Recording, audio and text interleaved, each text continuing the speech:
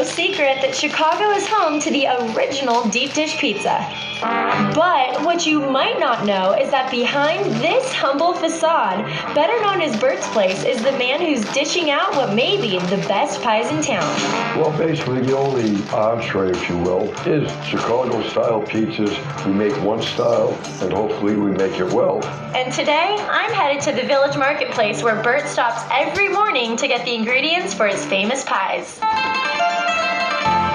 Bert, you started without me. You're late. You're really late. Don't you have someone that does this for you? No, I take care of it myself. It works better that way. For being 77 years old, Bert has a lot of energy. I mean, it's 8 in the morning right now. I'm still waking up, and he's been up since 3 a.m. And whether I'm awake or not, I'm about to find out what grocery shopping with this pizza master is like. You can start picking up some of these peppers for me. Okay. Don't start an avalanche. Why don't we get some banana peppers? All right. And you know which one they are? No, we ain't. No, I don't. How did you know? I know, my dear. We use a lot of fresh mushrooms. There's the mushrooms. All right, let's go. Do you come here every day for fresh ingredients? Every morning, fresh ingredients is paramount. All right, I think we're just about ready here. Haven't been to the grocery store in so long. I can tell. How can you tell? How can I tell? It's obvious to everybody but you. Bert's funny. He's giving me a hard time, and he's very grandfather-like to me. After everything is bagged and checked out, a short drive takes us to Bert's Place, which he opened back in 1986. And it's there that I meet the rest of Bert's workforce. Well, here it is, Bert's Place. So where's the staff? Well, you're looking at 50% of the staff. The other 50% is my wife, Sharon. She's right over here. Hi, Sharon. Nice to meet you. Nice to see you. Thank you for your help. We got a lot of work for you to do. Maybe we'll hire you, maybe not. So let the job interview begin. This is a knife. Oh, I didn't know you hold this time. Well, you'll find out soon. Is that enough? No, that's not enough. Why are you stopping? I feel this enough. To the top? No, to the bottom. I like Bert. He gives you a hard time, but it's all good fun. He's a pizza wizard. I told you hadn't been in the kitchen in a long time. Like 23 years or so. Do you watch the show, Bert? I'm in the kitchen all the time. That's the base. You got to get it spread out evenly around the whole base. Okay. And all you do with that is just press it down. The pan style that we make is made actually in a steel seasoned pan. The dough is very light in texture. I You like love cheese? Take a piece and chew. Nice. That is cheese, yeah. Yes, it is. Now, where do you get the cheese from? The milk of cows. In typical deep dish fashion, we pile on the fresh ingredients, which includes everything from jalapenos to peppers and mushrooms. Once the toppings are laid out evenly, these pies go into the oven for 20 minutes.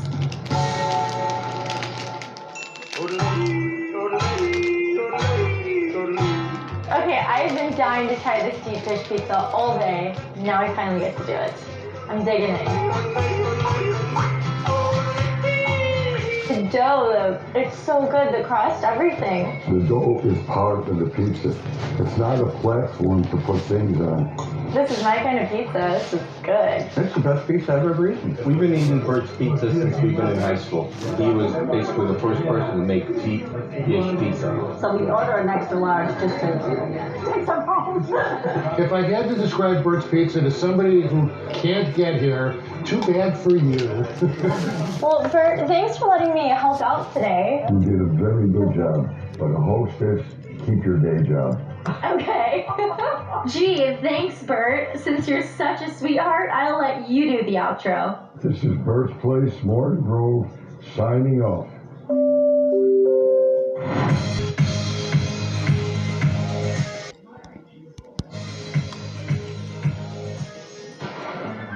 Chicago's culinary culinary scene never ceases to amaze me. Right now, I'm about to get my mind blown at Moto, where they're turning fine dining into a science experiment. At the helm of this part kitchen, part lab hybrid is rising chef Richie Farina. My style of cooking comes down to fun. I want my guests to have fun with food. We're labeled as a molecular gastronomy restaurant, meaning that deals with NASA, outer space, sciencey stuff, which we do some of that. I'm calling it modern nature. I see all these devices everywhere. Now you use these for cooking as well, right? We do, yeah. Most of them are set up to be in laboratories. We have designed them to be used for food preparation. By combining high-tech equipment with high-quality ingredients, Moto makes an ordinary night out extraordinary. We consider ourselves dinner and a show, sort of the Disney World of fine dining. Today we'll be making two dishes. First one is entitled Grow Room. We call it that because we actually grow all the garnishes, the microgreens, inside our indoor farm. And the second one is the inflated potato. Today, Andrina's going to be my lab assistant, and we're going to put her to work. All right, Richie, I'm ready. Let's put together. Well, you said it's a lab. Close. It's not that type of lab, though. Well, let's start cooking. Let's do it. First off, buffalo tartare with a super fresh twist. For this dish, we actually do what's called zero food mile gastronomy. We grow all the greens inside of our indoor farm. So the greens that we're going to add to the dish today is a mixture of kale, kohlrabi, mizuna, and cabbage. We picked that mix for a little bit of bitterness and spiciness. And this is what you take to the table? This gets dropped inside of a glass cylinder, dropped to the table as your centerpiece when you first walk down. And this is actually seasoned with lemon vinaigrette and salt already. This is amazing. Literally going from farm to table is pretty impressive. But now, Richie is going to do the impossible. All right, so what's up next? Up next is the inflated potato dish. What the heck is an inflated potato? Well, first off, you take a bicycle pump, a needle, put it inside of it, pump it up, inflate your potato. That's impossible. Now, what we actually do is we take a potato puree and we'll lighten it. My arm's kind of getting sore. You don't have a device for this? We do have a device for this one. Put it inside of our chamber right here, inflate it using a vacuum. Oh my god, didn't that suck all the air out? Yeah, we've inflated the potato to where they need to be. It reminds me of ice cream. It's like ice cream. Look at that. So essentially that's your potato. This is unbelievable. This is science. Richie is like a mad chef scientist. We literally just compounded this potato down to nothing and built it back up. We pair our inflated potato with grilled octopus and fresh basil. Well, it looks beautiful, but I also want to eat it, so shall we? Absolutely, that's what it's there for. Okay.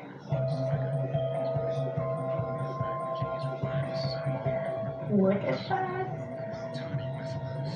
And as you eat, it's going to melt back It in. melts in your mouth. Oh my god. Almost turns back into the puree. That might be my new favorite potato. Nice. That is so different.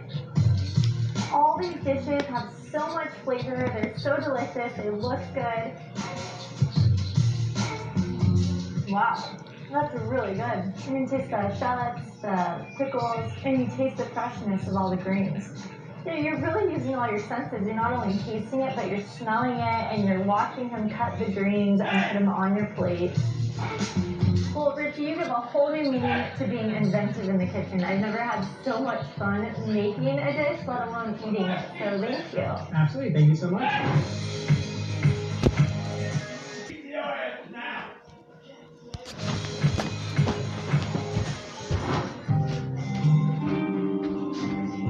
Tonight we're exploring the beautiful city of Chicago, but like every great city, they also have their dark and mysterious side. So this tale starts as most tragedies do, with a lie. Weird Chicago Tours exposes a side of the city you won't find in travel guides. And judging from our first stop with my guide Jennifer, I can see why. So I can tell by the name of this place that a lot of shady stuff went on here. Oh, definitely. Not one, but 3 murders took place here. What? And what makes them really unique is all those 3 murders happened in the same exact location. Where was that? Well, right above us. Right above us. Yeah. So is this place haunted?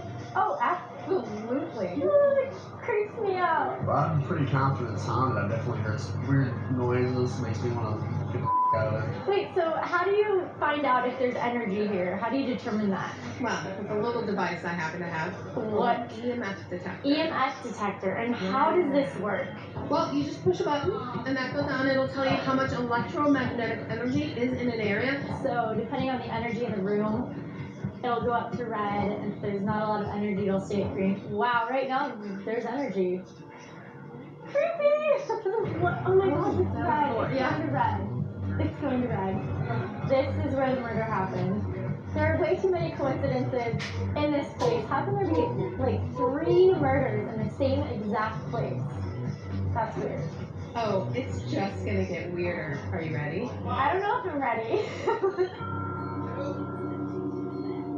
This is my favorite place in the city. It has a ton of activity in it because about 600 people died in the Iroquois fire of 1903, and 200 of them jumped to their deaths from the balcony level. And then, as if I wasn't frightened enough, Do you think you're ready to brave the stage door? we're gonna go in there. These dowsing rods are used to locate electromagnetic energy. So basically, if they cross, that means we're not alone.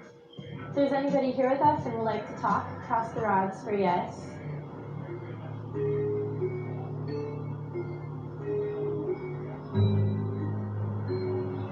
Oh my god, it's really crossing. You don't move them, they're stabilized, and they cross on their own, and you actually feel them cross.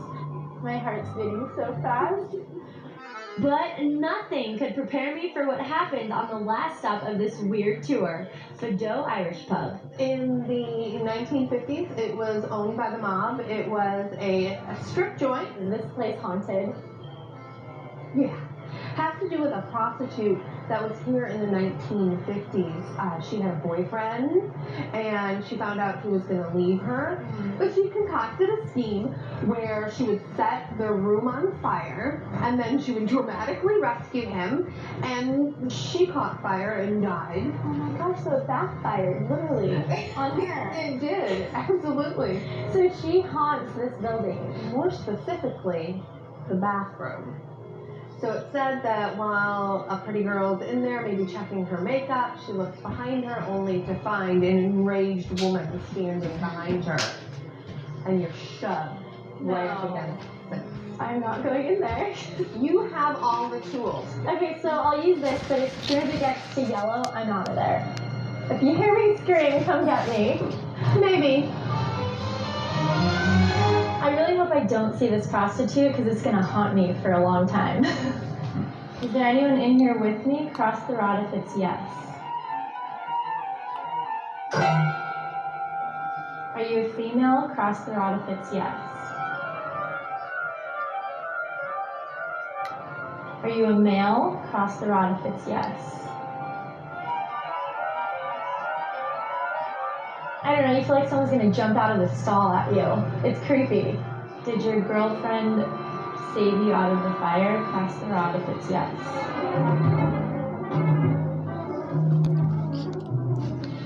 Is she here with you? Cross the rod if it's yes.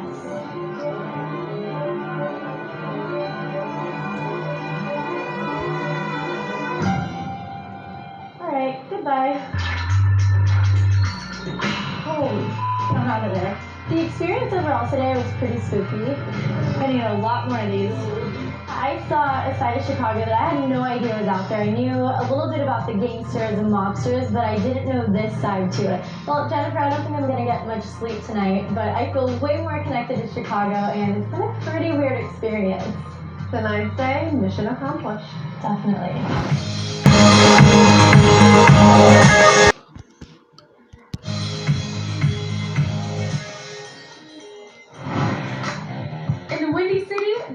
Plenty of watering holes for those looking for good people and a stiff drink. But if the night calls for comics, gaming, and cosplay, look no further than Geek Bar. An oasis for nerds. What makes Geek Bar so wonderful is you can be a geek and dress completely like me and be welcomed open arms. Bernie, this place was like Comic-Con. Tell me what the inspiration was behind the space. Geek Bar just wanted to be a space where people could come and really share with each other the things that they like. They can play video games, and people at Geek Bar really love tabletop games. I feel like I'm walking into a bar of nostalgia. And it's all new to me. I feel like the weird one. But as my tour begins, my nerd experience may just take me to the next level. The first thing I'll need, some sweet comics. Okay, so Audrina, we have a lot of really amazing comic books. Like, for example, there's Shakespearean Star Wars. The Geek's Guide to Dating. Sex Criminals. It's about this couple can like travel through time every time they orgasm. Wow. Next thing I'll need, some awesome video games. So I'm gonna choose Jigglypuff. Great choice. Oh, I'm sorry! You got it! Oh my god! Yeah. I just jumped on you like a squishy koosh ball. Geek Bar is actually pretty cool. I've never seen anything like this. No one's staring at you, no one's judging you. Right now, my main priority is embrace my nerdiness and have a few drinks. Alright, girls, I need a drink. What's a barrel toss? Barrel toss is a cocktail for Donkey Kong. What about chasing ghosts? Oh, gotta get mine? It's my favorite. Based on the classic sidecar cocktail, Chasing Ghosts uses brandy, sugar in the raw, and gets bonus points for creativity. You have your lemon, then you just put a wheel, and then you put the nuts out. So you have, It's like Pac-Man. yes! You then add like Pac-Man, So you put it right in the middle. and then we take our ghost, and you taste them. No, I have to taste it. You have to taste it. Audrina, I know we've been having a fabulous time so far. However, now it's time to get like real. Real competitive, because I'm about to face off with Geek Bar's resident champion. Shayna Lynn Waitsman, I'm the Galactic Underlord at Geek Bar Chicago, and I am here to face off against Audrina at King of Tokyo. This particular tabletop game uses cards, dice, and a board for an epic battle of the geeks, and my competition is fierce. I'm pretty amazing. Usually when I win in King of Tokyo, I do a dance. So basically, King of Tokyo is a little complicated. You're assigned a monster, heart, lightning bolt, 6 dice, pause for killing. All I know is I need to smash her. I need to defeat her right now. If you lose, I got your jacket. With our bets placed, it's time to choose our characters and to get this battle started. I'm gonna go with Cyber Bunny. So you have 2 energy balls. There's another 2 more punches. You are now down. No, I want to kill you. Audrina's a lot better at this game than I expected. I think I'm gonna have to stop teaching her to play and start kicking her ass. Then it all comes down to one final play. This is a big moment in the game. What are you gonna do? I need to kill, so I'm going for the punches. Get some punches. There's 2. Yeah!